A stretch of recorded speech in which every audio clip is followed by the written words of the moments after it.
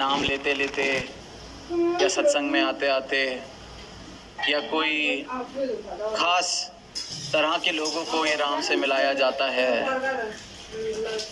तो उसका जवाब है कि ऐसा कुछ भी नहीं। जिसके दिल में श्रद्धा भाव, जिसके दिल में इस प्रभु को पाने की चाहत है, उन सबको मिलाया जाता है। वैसे तो लिखने वालों ने, कहने वालों ने लिखा है कि निर्धन के धन राम, निर्बल के बल राम। तो दास जब ये पंक्तियां पढ़ रहा था तो ख्याल गया कि निर्धन किसे कहा जाता है? या निर्धन जो हम संसारी भाषा में देखते हैं कि शायद जिसके पास ये संसारी सुख संसाधन नहीं है, शायद ये जो संसारी माया है उसकी तंगी है, उसको निर्धन कहा जाता है संसार में।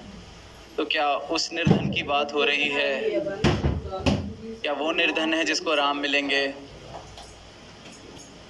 फिर निर्बलता की जब बात हो रही है तो क्या दुनिया में जो दीनहीन है, जिसका गुजारा नहीं चल रहा, जिसके पास कोई बल नहीं, ना शरीर का बल है ना अक्ल का बल है, संसारी तौर पर जिसको निर्बल कह सकते हैं, क्या उसको राम मिलते हैं?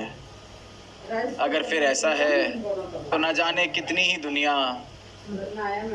शायद वहाँ पर ऐसे हालात उन देशों में जहाँ पर शायद 2 वक्त की रोटी भी कभी कभी नहीं मिलती, तो अगर निर्धन को ही और निर्बल को ही संसारी भाषा से जिसे निर्बल और निर्धन कहा जाता है राम मिलते हैं, तो उनको तो फिर बिना किसी कर्म के, बिना किसी कोई ऐसी सोच बनाए राम मिल जाने चाहिए थे।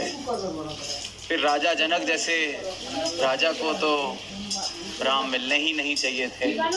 फिर मीराबाई को तो ये कहना ही नहीं चाहिए था कि पायो जी मैंने राम रतन धन पायो। तो फिर ये किस निर्धनता की बात की जा रही है? अगर ये संसारी निर्धनता नहीं है तो फिर ये किस निर्धनता की, किस निर्बलता की बात की जा रही है?